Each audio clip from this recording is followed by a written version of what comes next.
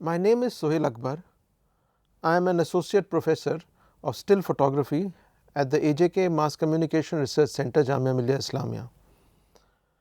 Today I will talk about the coming of photography, its invention as well as social and cultural implications. When did photography start? Most people assign it a date 1839, when in France Louis Daguerre announced photography and the Academy of Sciences there accepted photography as a new invention. But that is, yes, factually true, but the idea of photography, the desire to be photographed, the desire to have your impression made on a surface was much before. It is almost like a thriller. People were wanting to be photographed or wanting their image to be transferred or captured on another surface. They knew it was possible. They knew they had a desire to be seen. Human beings from time immemorial have had their images painted. There was glass, there was the idea of the optical, and since the Greek times we knew of the camera obscura, the camera which was being able to project an image of the outdoors on a surface indoors. The image was inverted. The pinhole camera could make an image on a surface of the whole scenery outside. Astronomers had used this technology to see the solar eclipse. So we knew that we could project an image. We knew, or we started coming to know, that there were chemical compounds that were taking an impression of the image that was being projected. Things could be made on a surface and there were chemical compounds which could record that image. But the problem was that that image was not being sustained. It was being made, but it was also being exposed to light. So the journey of photography is also, early photography journey is also about sustaining that image, making that image permanent. There were amateur scientists, inventors, etc. through late 1700s, etc., early 1800s, who were busy with this process. We have many names. There are at least more than 20 processes on record in late 1700s where people had made an image, but sadly that image would not stay. Once exposed to light, that image used to go black. So as I have been saying, the human desire to make photography happen or to sustain a picture is much older than 1839. Yes, in 1839, and we know that a little before 1839 also, in 1826, a French person, Niepce, was able to record an image of a scenery outside his window, and that scenery took almost 7 hours to record. The exposure, which we know as a click today, was 7 hours long to sustain itself, to leave a mark itself on a surface which was made with various chemical combinations. That 1826 process of Joseph Niepce was a bit of a dead end. It led to nowhere. His protege, another man called Louis Daguerre, continued after him, experimenting more with compounds, and in 1839 he could announce to the Academy of Sciences a process which became the process and lasted till today, or we use that process even now, which is of a silver compound being affected by light, and therefore that light impression could be sustained. by another chemical, which was which we now know as the fixer.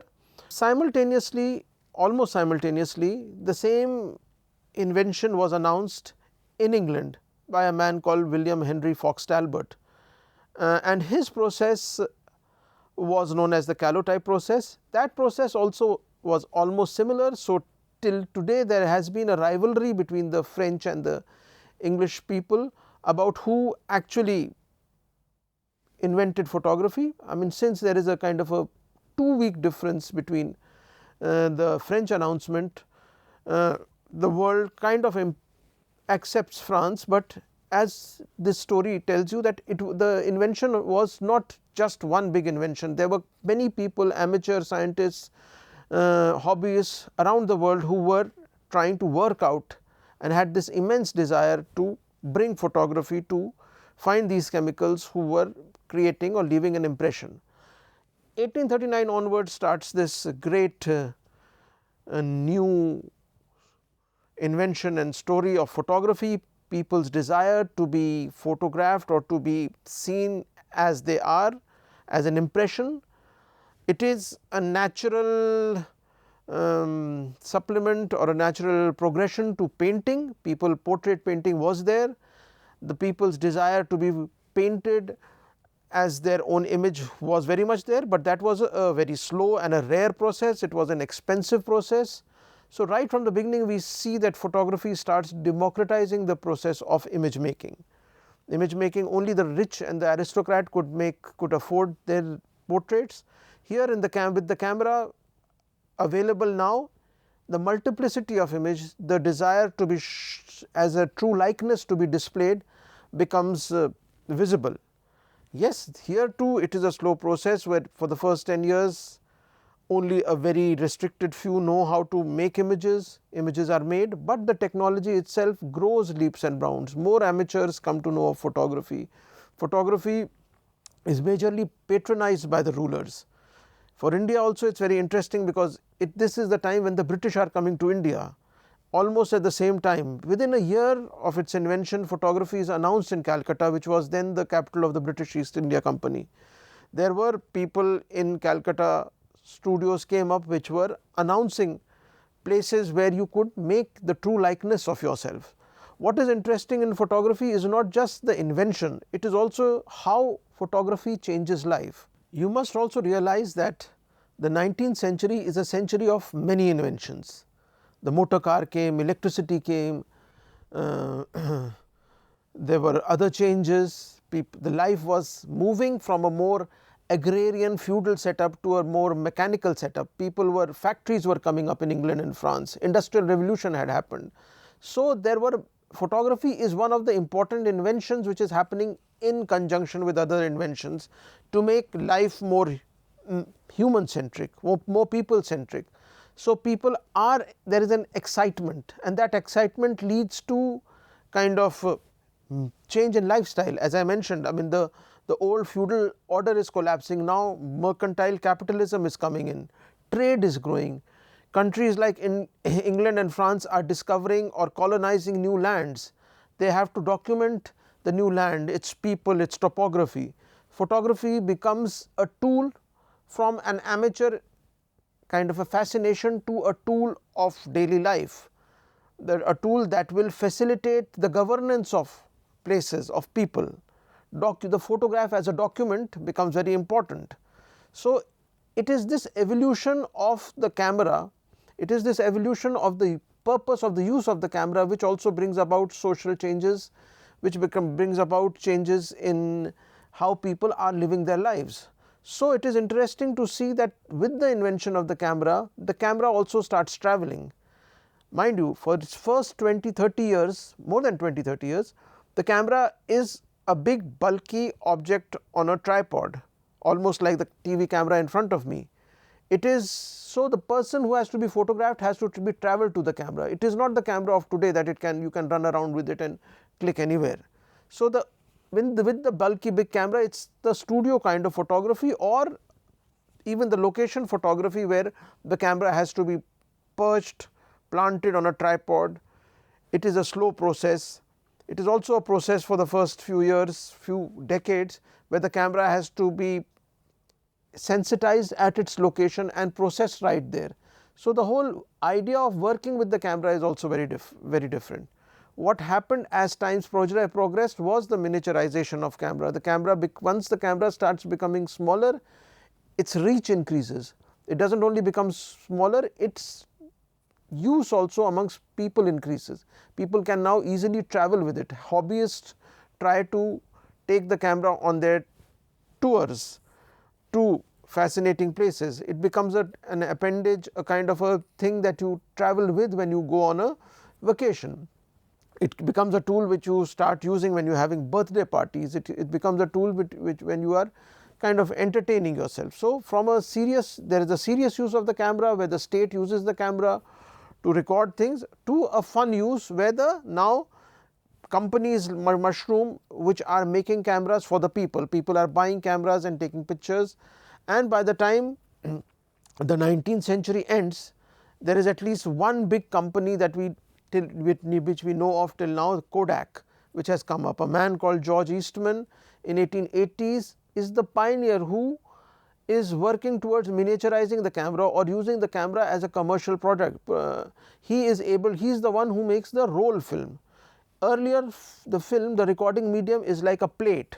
It is one big, something like what we know of an X-ray sheet. So, again, you cannot take many pictures. You have to sensitize it at location, process it there. This is not possible with everyone's, but George Eastman is the man who converts this kind of a tedious process into an easier process, where now you can load a smaller camera, and the famous Kodak Brownie comes up, where you can fill it up with a multi-exposure roll film.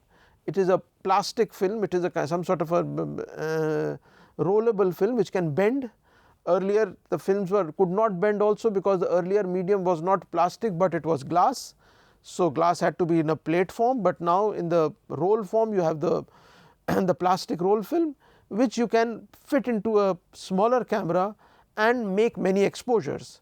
He was a pioneer. Mr. George Eastman was a pioneer and who could make a camera like this. So, people started buying a cheap camera for say $5 or $10 and using it as a hobby thing. Once this is a journey when the camera is, as you can realize, becoming more and more available to the people. The journey of the camera increases, goes further when now at the turn of the century we also find what we today still know as a 35mm film. Another company in Germany called Leica produces the first 35mm camera in the 1930s. It is actually, the film is made from the film stock. Cinema is already there. The cinema roll film is inserted inside a what is called a 35mm camera, first made by the Leica company in Germany, and now we have a camera where the quality is much improved, and the photojournalists etc. start using this camera. And this is also, by the way, the time when big events are happening in the world. World War I has happened and World War II is about to begin. Photojournalism is growing. There is a demand by people to see what is happening in the world. Cameramen, photojournalists have stepped out. They also need a less cumbersome equipment to photograph the world. The 35mm photography is a revolution there. So, photography grows and photography grows very fast in the 20th century, and people are able to carry cameras with them to locations.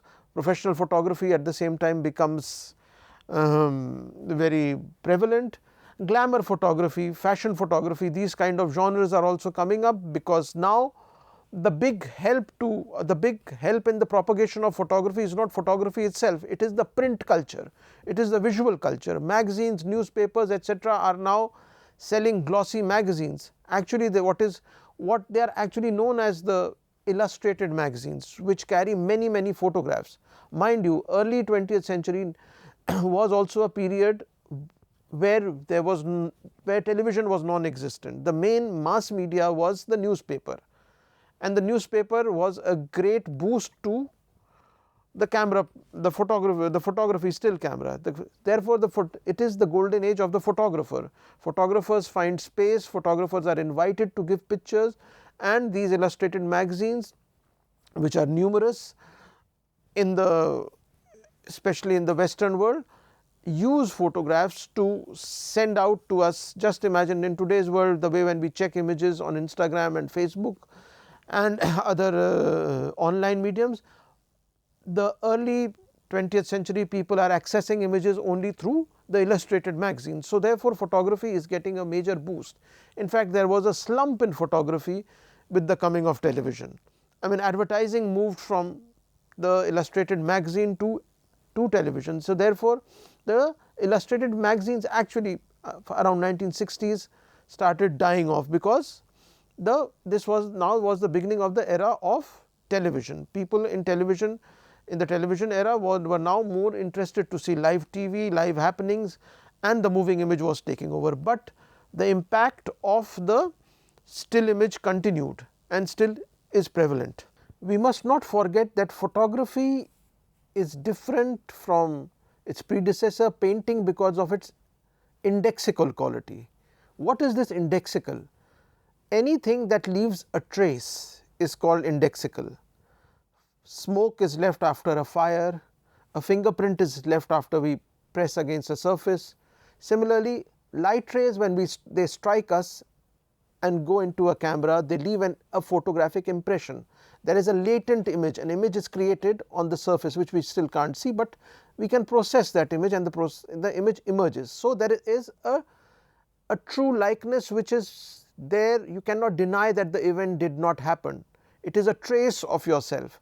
Photography therefore left a trace, and this was its difference and its magic which fascinated the people who saw this for the first time. Yet there was a debate. It created a whole flux amongst society, especially amongst the creative people, amongst the intellectuals of the society, because they saw this as an extremely mechanical process where things were just being, it was like a copying machine. A camera was like a copying machine, whereas the photographers themselves did not agree with this, and they thought that photography was a process where the mind of photographer was also at work. The photographer had to decide the angle, the photographer could decide a look, but there was major resistance to the whole craft of photography from a certain angle, because earlier also there had been this creative versus mechanical debate going on, where painters, where a painter, a painter could be a copier, but a painter could also be a creative painter who would paint from his mind, who could give a kind of an intellectual twist to his painting. Similarly, about writers, you could be just descriptive, but you could write high flown abstract language. So, the debate between the mechanical and the artistic was always there. Yet with the coming of photography also, this debate became further. There was a major resistance that photographers were just another people like potters or wheelbarrow makers who were using a machinery to make a copying device, even though that copying device, but how could the photographers call themselves a creative field? This debate continued for quite a bit some time, whereas photography itself grew. It became naturally a record of a certain kind of a documentation. The documentation was used in a big way by the people in power, by governments, etc. And the creative photographers on their own struggled in their own way to do their photo exhibitions. What are called salons were made, where a certain kind of a painterly like effect was also given to photographs. So, the creative side also grew, but we must realize in photography both the creative side grew, but a lot of the useful side also grew, where the system employed photography as a major useful task in their idea of running the state. Yet photography, one must realize, I mean, lots of people started debating and writing about photography. Walter Benjamin, a very famous theoretician of photography who has written a lot of photography, tells us that photography is a great first device which really gives us, he calls us, actually he uses a word, the optical unconscious, which he is trying to give it a psychoanalytical twist, where the photograph itself, the stillness of the photograph allows us to really stare, look at action which is so fleeting. It is a photograph, after all, is a selective moment, it is a slice. If a bird is flying and you can photograph it with the frozen wings, you can actually stop and look at the bird, how it looks. Naturally we do not see it like that, because the bird has flown, but when we can stop and see its frozen wings, stare at its feathers, its eyes, it is a different experience. It is also a useful device for the researcher. People can actually watch what is happening. Similarly, the camera has been able to travel into areas or give us a sense of the world which we are not aware of. Now the camera in the medical science goes into our intestines. A doctor uses us to explore any blockage or anything wrong with our system. Similarly, X-rays, ultrasounds are all extensions of photography. The camera takes us to the moon, gives us great glimpses of the rings of Saturn. Similarly, it goes underwater, it has given us a glimpse of volcano from very close by. So the camera itself again is a tool, device which has taken us or given us so much knowledge that by not being there. So therefore it is also amazingly useful tool which has increased our worldview. That does not mean that has not, I mean, camera itself is an amoral device. It does not mean that it has not been misused. In fact, early uses of the camera, especially by the colonizers, by the French and the Anglo people who came to India, they used the camera also as a tool to conquer on us, to look at us. I do not know how many of you know that the British, after the insurrection of 1857, gave orders to make an 8-volume book called Peoples of India. The name sounds very innocuous, harmless, but it was the book itself, which was a book in 8 volumes, had about 500 pictures of Indians who were classified in their either their ethnic or professional backgrounds, was actually a book which had a motive to it. It was looking at the Indians as the people who had rebelled against the British. So it was laced in a lot of political ideology. The suspect tribes, the people who helped the British, the people who did not help the British, were described, and it was actually a document to be studied by the British administrators who were coming to rule India. But their image, their visual of the Indian was also marked by a certain text that followed, which described the people of a certain kind. So there are tribes like the Gujars of Saharanpur who were fiercely anti-British, but it writes and shows them as dangerous people who can be wild, people who can be very prone to thievery, etc. Whereas there are other tribes or other people who were of use to the British are given a very soft connotation by the text.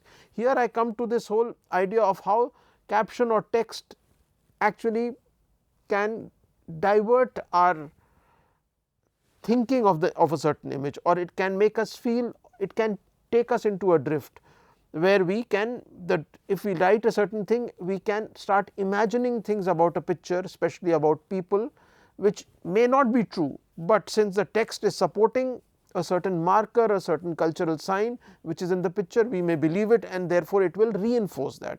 I mean, lots of people have kind of spoken about this fluid reality kind of a syndrome. Edward Said calls it textualization, where a text can make us think in another way about a certain picture, and the text was used by the colonizers to paint our opinion of a certain kind of people.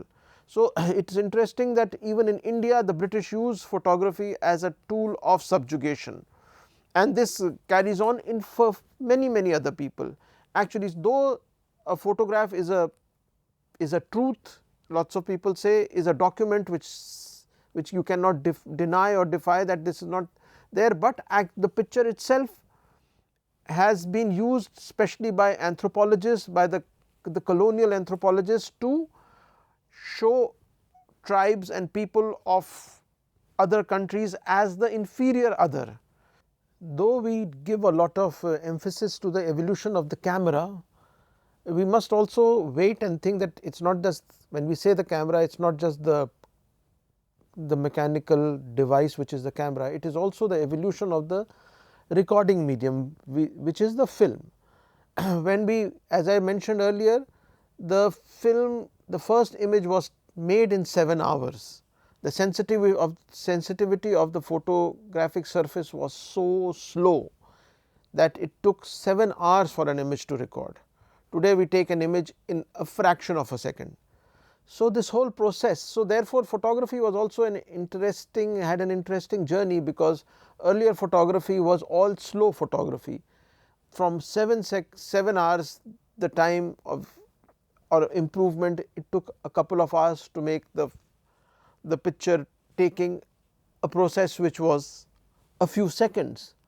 Therefore the early pictures that we see of the city, of the countryside, are all devoid of people, because what was being recorded were fixed structures. People moving around would not be recorded because they were not static, or people who had to do their portraiture had to come and sit in a studio, most probably with a device which would have fixed them. There were clamps which were put behind your neck, so that you may stay still for a few seconds and not shake. And we do see a lot of examples of pictures that are shaken or blurry because the subject have moved.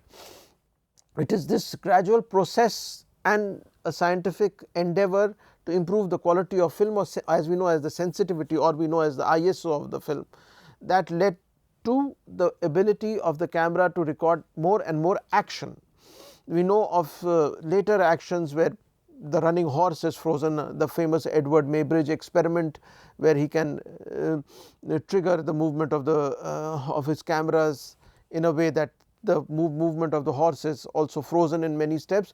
It is the gradual increase in the sensitivity of the film, and then we can record sports and we can record actual warfare. It is amazing also that early warfare images are not the warfare itself, but they are aftermaths of the warfare. So we see, even in India, we see images of the 1857 insurrection, where it is not any action as we know of war images today, but it is the broken buildings, it is some cannonballs lying here and there, it is of dead people lying on the floor. So it is the aftermath. The camera could record only because of its slowness, could only be, and of its size, could be put only in areas later after.